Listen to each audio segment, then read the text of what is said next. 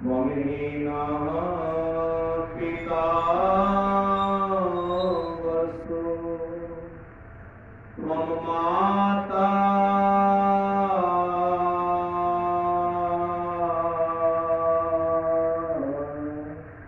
सतक्रतो बभूविथ अदाते सुम्नमी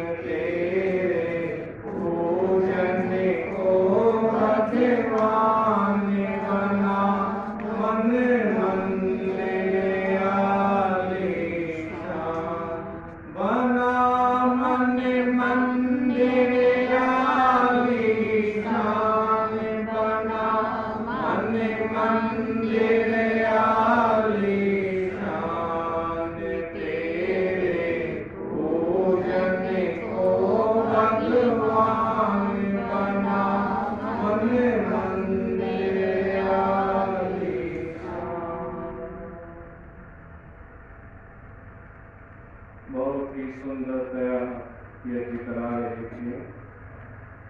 आर्य समाज के सुयोग्य पुरोहित, पूजा और श्रद्धा के योग्य आचार्य नरेंद्र देव शास्त्री जी, हमारे बहुत ही यशस्वी प्रधान जो आज के यजमान भी बने हुए थे अपनी सहधर्मिणी पत्नी सहित, और मेरी बात भी उनसे फोन पर हो रही थी। ऐसे यशस्वी तेजस्वी प्रधान डॉक्टर धर्मवीर आर्य जी, हमारे आर्य समाज के यशस्वी तेजस्वी मंत्री जी, और हमारे दूसरे यजमान यशस्वी तेजस्वी यजमान जिनके अंदर बहुत ज्यादा श्रद्धा दिखाई दे रही थी, ऐसे हमारे श्रीमान विनोद भाटिया जी, वो भी अपनी सहधर्मिणी सहित यजमान बने हैं। आर्य समाज के कोष के अध्यक्ष, कोषाध्यक्ष जी आए हैं। हाँ, कोष के अध्यक्ष, क्योंकि हर बात तो कोषाध्यक्ष जी पे जाती है भाई, हैं? कोष चाहिए तो कोषाध्यक्ष जी को याद किया जाता है। ऐसे हमारे कोषाध्यक्ष महोदय जी, समस्त पदाधिकारी गणों, वंदनीय पूजनीय ममतामय माताओं बहनों, प्यारे प्यारे बालक और बालिका, बहुत सुंदर भजन अभी हमारे आगे जी सुना रहे थे। जगत में चिंता मिटी उसी की जो तेरे चरणों में आए। सचमुच परमात्मा की स्तुति करने से चिंता मिटती है या मैं झूठ बोल रहा हूं? बताओ, किसी ने कोई जवाब ही नहीं दिया। मिटती है ना? फिर आज ये कारण, ये इतनी बड़ी विपत्ति, इतने बड़े दुख को हम क्यों झेल रहे हैं? उसका कारण कभी ढूंढा है किसी ने? ढूंढा है? नहीं, क्योंकि हमने परमात्मा को भूल के याद करना छोड़ दिया, उसकी स्तुति करनी छोड़ दिया।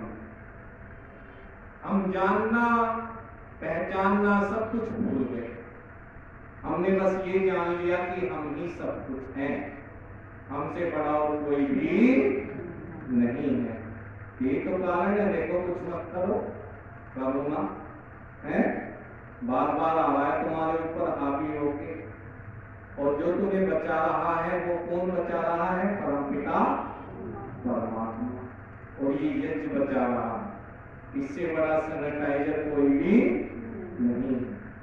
मैं थोड़ी सी चर्चा आपके बीच में करूंगा, और चर्चा वो करूंगा जो आज हमें जरूरत है जिसकी। वेद में एक बहुत सुंदर मंत्र आता है, प्रेष्ठम वो अतिथिम स्तुसे मित्रमित प्रियम अग्ने रथम न वेत्ति।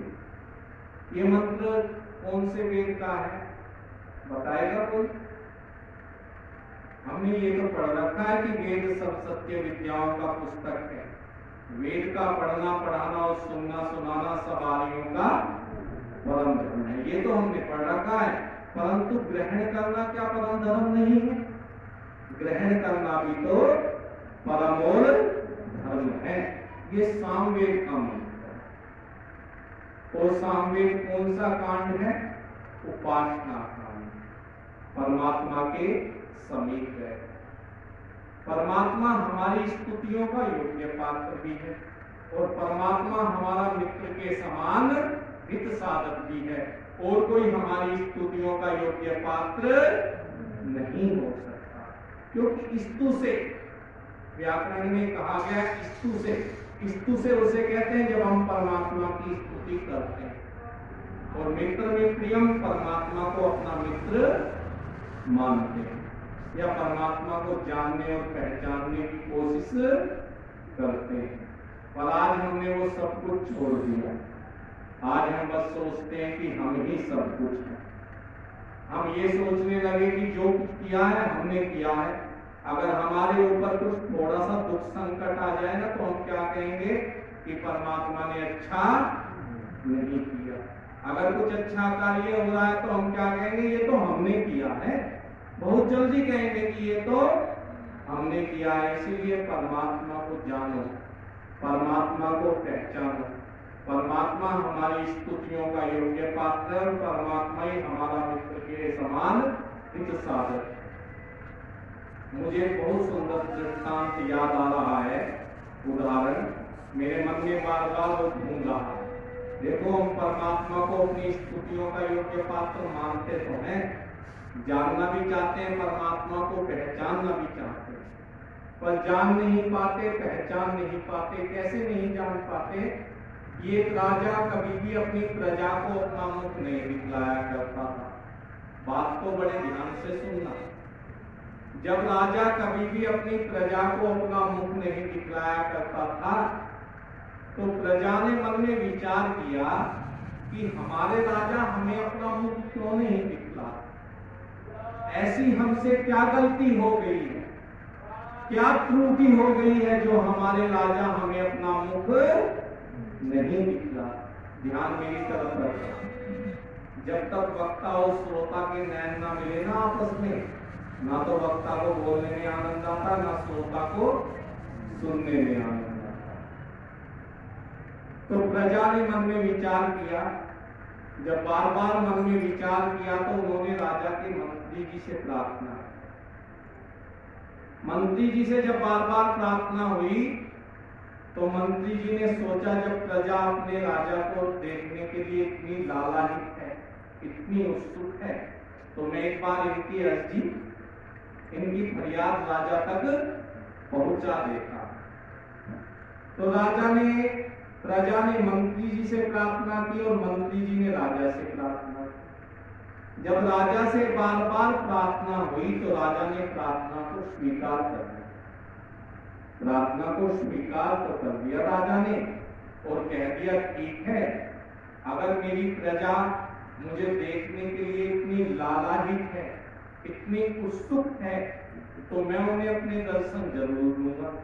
पर ध्यान रखना, मैं अपना दरबार 11 तारीख को लगाऊंगा और 11 तारीख को भी 12 बजे से 1 बजे तक लगाऊंगा, 1 घंटे। 1 घंटे से ज्यादा 1 मिनट भी मैं नहीं बैठूंगा, चाहे कोई मुझे देख पाए या न देख पाए। जब राजा ने मंत्री जी से कह दिया, मंत्री जी खुश हो गए और उन्होंने, प्रजाजनों ने ये बातें फैला दी। परंतु राजा ने मन में एक विचार किया कि ये तो देखूं कि मेरी प्रजा मुझसे प्रेम करती है या मेरी वस्तुओं से प्रेम करती है। उन्होंने अपना दरबार तो ऐसे लगाया जैसे बिल्कुल आर्य समाज के गेट से आप पीछे चले जाए, ऐसे लगाया और बीच में दुकानें लगवा दी, सोने चांदी, अच्छे कपड़ों की, pant shirt suit salwar, dhoti kurta, कुर्ते पजामे, अच्छी अच्छी दुकानें लगवा दी। और कह दिया कि सबको सब कुछ फ्री में देना, किसी से कोई पैसा नहीं लेना। फ्री की बात जानते हो सभी हैं? फ्री के चंदन जिसमें फ्री की कोई चीज अगर धनवंदा में मिल जाए ना तो लोग सोचेंगे आचार्य जी को तो फिर भी सुन लेंगे, पर एक बार देखना है फ्री में क्या बचना है। तो ये भावना मन में एक बार आ जाती है। तो राजा ने दरबार लगाया, बहुत सुंदर 11 तारीख आ गई और प्रजा बड़ी उत्सुकता से, बड़े मन से, हर्षोल्लास से, बड़ा उनका सुंदर मन था, उससे प्रसन्न होती हुई, गाती बजाती हुई अपने राजा के दर्शन करने के लिए आ रही। जब राजा के दर्शन करने के लिए आ रही थी, जैसे ही दरबार में अंदर पैर रखा तो देखा कि है सुंदर दुकानें भी लगी हुई हैं।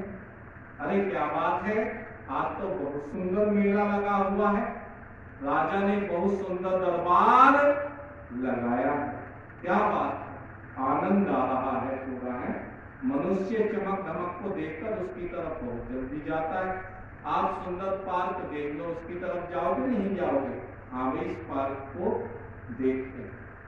आप सोचो कि एक चांदनी चौक है दिल्ली के अंदर, तो आप सोचोगे भी चांदनी चौक में एक बार जरूर जाएंगे।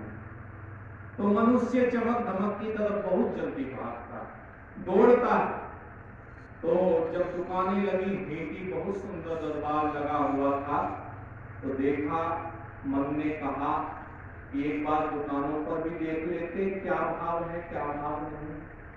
फिर मन ने कहा नहीं, हमें दुकानों पर नहीं है, हमें सीधे राजा के दर्शन करने। दुकानें तो फिर भी मिल जाएंगी, परंतु राजा के दर्शन करने फिर नहीं मिलेंगे। आज भी मौका है, आज भी राजा के दर्शन कर लेते हैं।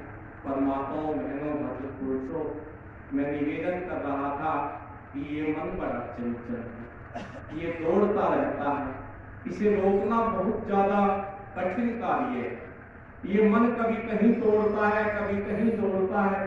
किसी कवि ने बहुत सुंदर शब्दों में लिखा है, कर मन पे अधिकार ले, तेरा हो गया भजन। कर मन पे अधिकार ले, तेरा हो गया भजन। आदत बुरी सुधार ले, आदत बुरी सुधार ले, तेरा हो गया भजन। कर मन पे अधिकार ले, तेरा हो गया भजन। तो ये मन बड़ा चंचल है। मन ने बहुत रोका अपने आप को, बहुत रोका, पर ये मन दुकानों पर जाकर ठहर गया और इसने पूछ लिया कि भैया क्या भाव है। तो दुकानदार ने कहा कुछ भी भाव नहीं है, आज तो सब कुछ फ्री है। तो सबको सुबह से शाम हो गई, सामान ढोना प्रारंभ कर दिया। किसी ने राजा को देखने की इच्छा प्रकट नहीं की।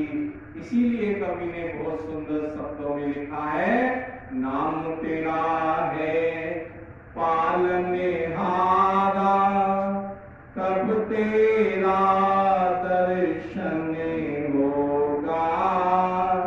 जिसकी रचना इतनी सुंदर, वो कितना सुंदर होगा, वो कितना सुंदर होगा। तो जिस परमात्मा की सृष्टि में आप रह रहे हैं, कितनी सुंदर उस परमात्मा की सृष्टि है?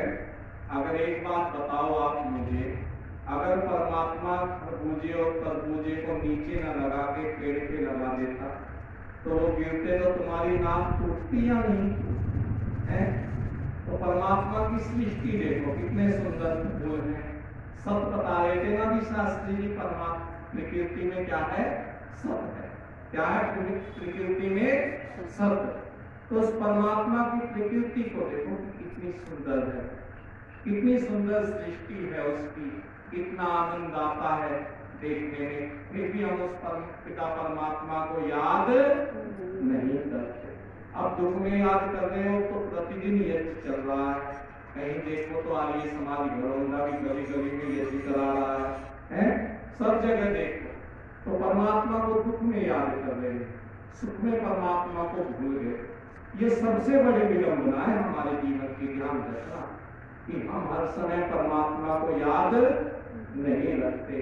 अगर हर समय हम प्रभु को याद रखें तो अलग ही आनंद आएगा जीवन में। ध्यान रखना, शास्त्रों में बहुत सुंदर श्लोक आता है और महात्मा भर्तृहरि जी बहुत सुंदर श्लोक लिखते हैं।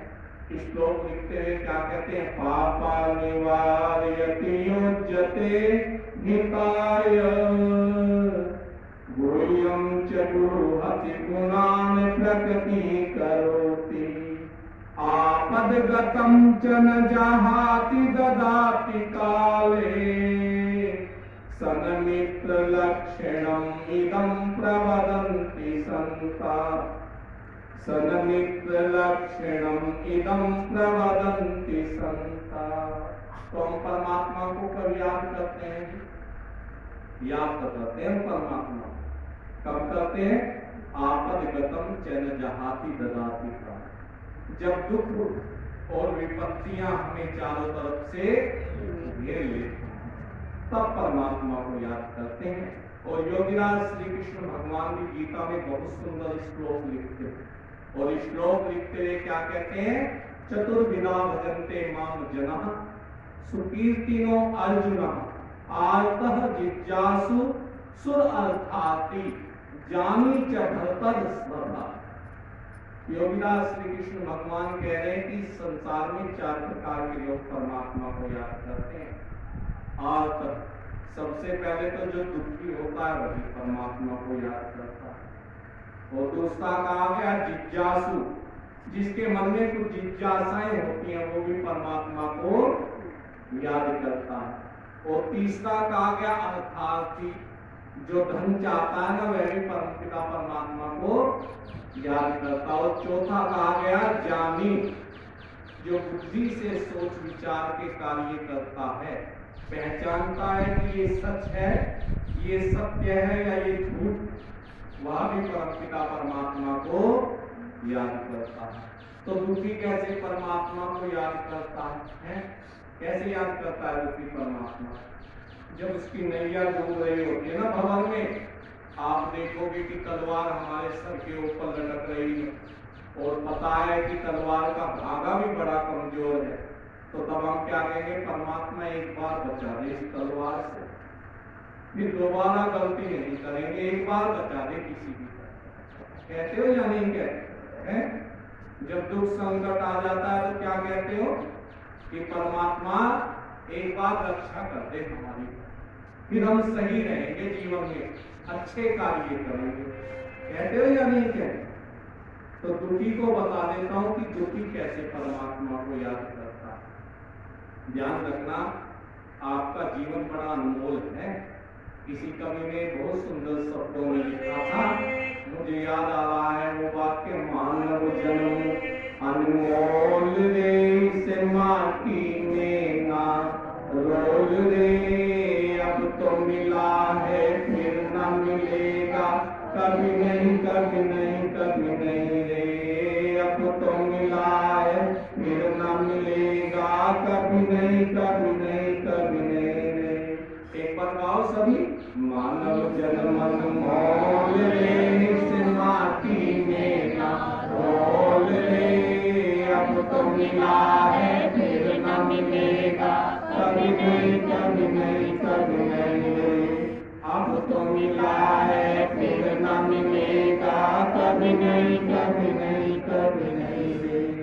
तो दुखी को बता देते हैं दुखी कैसे परमात्मा को याद करता है। एक मीरासी नदी को पार करने लगा, नदी को पार करने से पहले खड़ा होकर बोला, अगर परमात्मा सकुशल पार हो गया तो 5 रुपए का प्रसाद बांट देगा। अच्छा मुझे आप एक बात बताना, आप सभी लोग, जितने भी बैठे। कभी भगवान ने किसी से पैसे मांगे हैं? बताओ। एक बार मैं मुरादाबाद प्रवचन के लिए जा रहा था। आर्य समाज बुद्ध बाजार है, अभी नवंबर का वहां कार्यक्रम था पिछले दिन। तो मैं प्रवचन के लिए जा रहा था, तो जब मैं मेरठ से बैठा तो मेरे बराबर में एक माता जी बैठी। माता जी कितनी आयु की होंगी कि यहाँ कोई माता जी नहीं है इतनी आयु, बिल्कुल सफेद बाल थे माता जी के सर, ठीक है। बहुत ज्यादा आयु थी माता जी की, बहुत बड़ी आयु थी। तो माता जी मेरे बराबर में बैठ गई। जब मेरे बराबर में बैठ गई माता जी, तो जैसे ही मेरठ निकला तो माता जी ने उछल उछल के देखना शुरू कर दिया खिड़की की तरफ। मैंने कहा, मैंने थोड़ी देर तक तो अपना धैर्य रखा और उसके बाद धैर्य मेरा भी टूट गया। मैं ये सोचने लगा, पहले तो मैंने सोचा मैं बात ही ना करूं माता जी से, कोई कार्य होगा। कई बार कई माताएं बुरा मान जाती हैं। तो फिर मेरे से रहा नहीं गया, मैंने पूछ ही लिया कि माता जी आपको क्या दिक्कत है? आप बहुत देर से देख रही हैं, उछल उछल के क्या देख रही हैं? कहने लगी, बेटा मुझे ये बता देना, जब ब्रजघाट का पुल आए तो मुझे बता देना कि ब्रजघाट का पुल आ। मैंने कहा ठीक है माता जी, जब ब्रजघाट का पुल आएगा तो मैं आपको बता दूंगा कि ब्रजघाट का पुल आ गया। और मैंने एक कार्य और किया माता जी, कहीं मैं ना भूल जाऊं, मैंने माता जी को खिड़की की तरफ बैठा दिया और मैं स्वयं इधर आ गया खिड़की से। और जब खिड़की की तरफ बैठा दिया तो तब भी माता जी की वही स्थिति, वो स्थिति नहीं बदली, उछल उछल के देखती रही। मैंने कहा मुझे लग रहा है माता जी को ब्रजघाट के पुल पर कुछ ज्यादा कार्य है। जब माता जी उतरेंगी तो मैं माता जी के साथ उतर जाऊंगा। मेरा कार्यक्रम तो कल से शुरू है, मैं रात्रि को पहुंच जाऊंगा और माता जी का कार्य करवा के तभी जाऊंगा। तो गाड़ी चलती रही, ब्रजघाट का पुल आ गया। तो मैंने कहा माता जी ब्रजघाट का पुल आ गया। गाड़ी रुकी, माता जी कहने लगी मुझे उतरना नहीं है गाड़ी से। मैंने कहा और क्या काम है? मुझे ये बता दो बेटा गंगा किधर है? मगर गंगा तो चारों तरफ है, गंगा इधर को भी बह रही है, इधर को भी बह रही है, क्या बताऊं किधर को है? कहने लगी ये बता आसान रास्ता किधर है गंगा का देखने का? मगर इधर से देख लो आप, बिल्कुल पुल के किनारे बस खड़ी थी। तो माता जी ने अपने पर्स से 1 रुपया निकाला और गंगा में बह दिया। मैंने कहा माता जी ये क्या किया? कहने लगी कि इसके बदले भैया गंगा मैया मुझे 100 रुपये दी। तो मैंने कहा कि माता जी 100 रुपये से क्या फायदा? तो आप 1000-2000 रुपये फेंक देती तो फायदा होता, 1,00,000-2 लाख तो देती, 100 रुपये से क्या होना है? कहने नहीं इतना ही बहुत है गंगा को, तो ज्यादा जरूरत नहीं है गंगा को। पर मैंने एक बात कही, आपसे एक बात पूछना चाहता हूँ, मुझे बड़ा आश्चर्य होता है, क्या गंगा ने कभी किसी से पैसे मांगे हैं? हमारे सामने को भी गंगा नहर निकल रही है, हरिद्वार से आ रही है गुरुकुल के सामने को, हमने तो कभी किसी से नहीं मांगे या गंगा ने किसी से नहीं मांगे। अच्छा एक बात बताओ, तुम लोग अगर गंगा में वो पैसे डाल दोगे गिलट के 1-2 रुपया, तो मैंने देखा जब गंगा में पानी कम होता तो लड़के गिलट वो लगाते हैं चुम्बक और उसे उसमें से निकाल लेते हैं। और जब आप ये 1000 के तो खत्म हो गए, 2500 के डाल दोगे तो वो गंगा में गलेंगे गड्डियां या बताओ बहन जी मुझे, हैं? गंगा में गलेंगी वो गड्डी या रह जाएंगी ऐसे, हैं? गल जाएंगी ना। तो बिना मतलब हम वो कार्य क्यों करते हैं जो हमें करने नहीं चाहिए? अच्छा एक बात बताओ, ईश्वर ने कभी किसी से कुछ नहीं मांगा? गंगा ने कभी किसी से कहा मुझे पैसे दे दो? मांगा है किसी से कभी? अगर ईश्वर न्यायकारी ना होता, ईश्वर पक्षपाती होता या ईश्वर लालची होता तो आर्य समाज के दूसरे नियम में स्वामी दयानंद सरस्वती जी महाराज ईश्वर के नामों की इतनी सुंदर व्याख्या ना करते, उसके गुणों की इतनी सुंदर व्याख्या ना करते।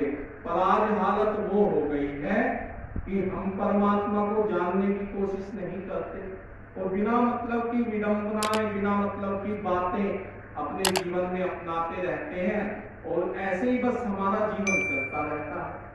ईश्वर सच्चिदानंद स्वरूप निराकार सर्वशक्तिमान न्यायकारी दयालु अजन्मा अनंत निर्विकार अनादि अनुपम सर्वाधार सर्वेश्वर सर्वव्यापक सर्वंतर्यामी अजर अमर अभय नित्य पवित्र और सृष्टि करता है, उसी की उपासना करनी योग्य है।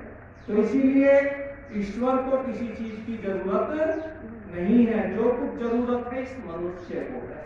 ठीक है, अगर मनुष्य को जरूरत है, मनुष्य अपनी सब चीजें चाहता है, चाहता नहीं चाहता, मकान इसे चाहिए, धन दौलत इसे चाहिए, सब कुछ इसे चाहिए, परंतु परमात्मा को किसी भी चीज की कोई जरूरत नहीं है। फिर भी हम 11 रुपए, 21 रुपए, 51 रुपए इनमें विडंबनाओं में लगे रहते हैं। लगे रहते हैं या नहीं लगे रहते हैं? 11 रुपए का प्रसाद बांटेंगे, 21 रुपए का प्रसाद बांटेंगे, कोई कहता है मैं 2 नारियल चढ़ाऊंगा है।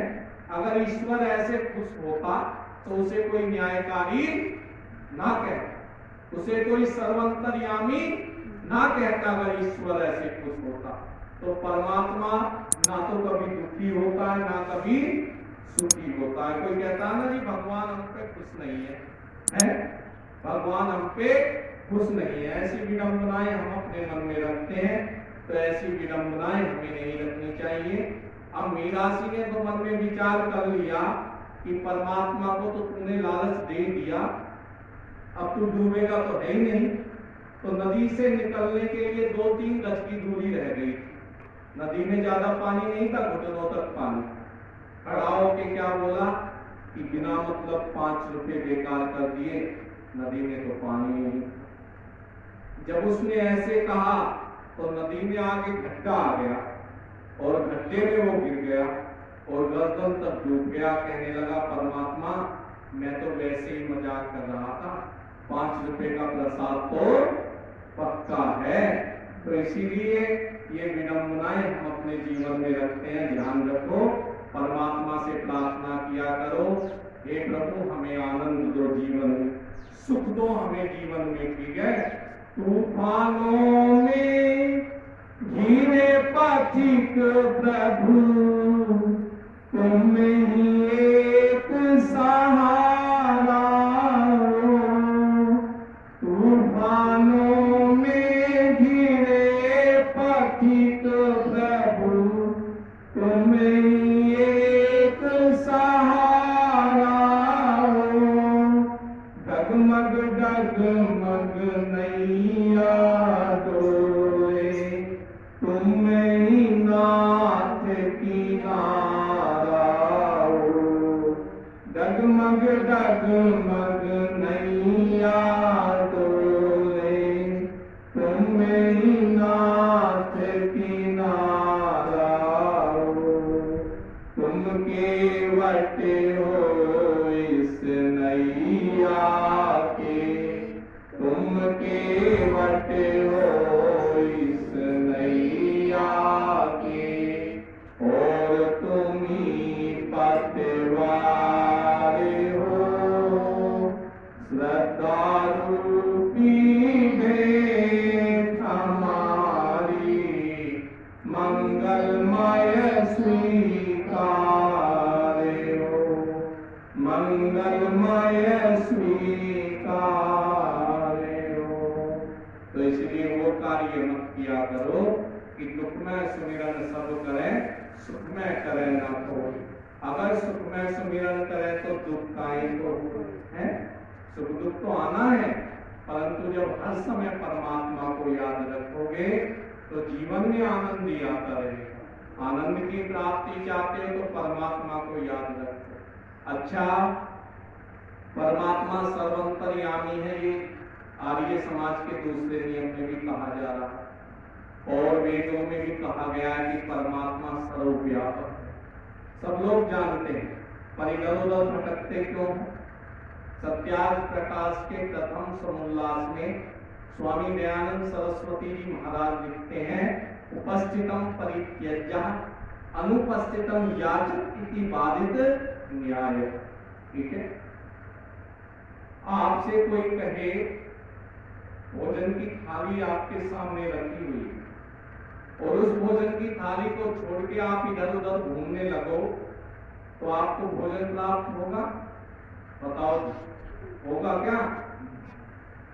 और जब आप भोजन जो रखा है उसे ही खा लोगे तो आपको भोजन प्राप्त हो गया। परमात्मा सर्वव्यापक और आप इधर उधर घूमते रहो तो बताओ परमात्मा आपको मिलेगा? है? यजुर्वेद के 40वें अध्याय का प्रथम मंत्र भी यही कह रहा है, ईशावास्यमिदं सर्वं यत्किंच जगत्यां जगत् तेन त्यक्तेन भुंजिता मा विघ्नाकस्य स्मितम्। वह परमात्मा कण कण में व्यापक है, सबको पता है। ठीक है, फिर भी हम इधर उधर घूमते रहते हैं। घूमते रहो इधर उधर, क्या फायदा होना?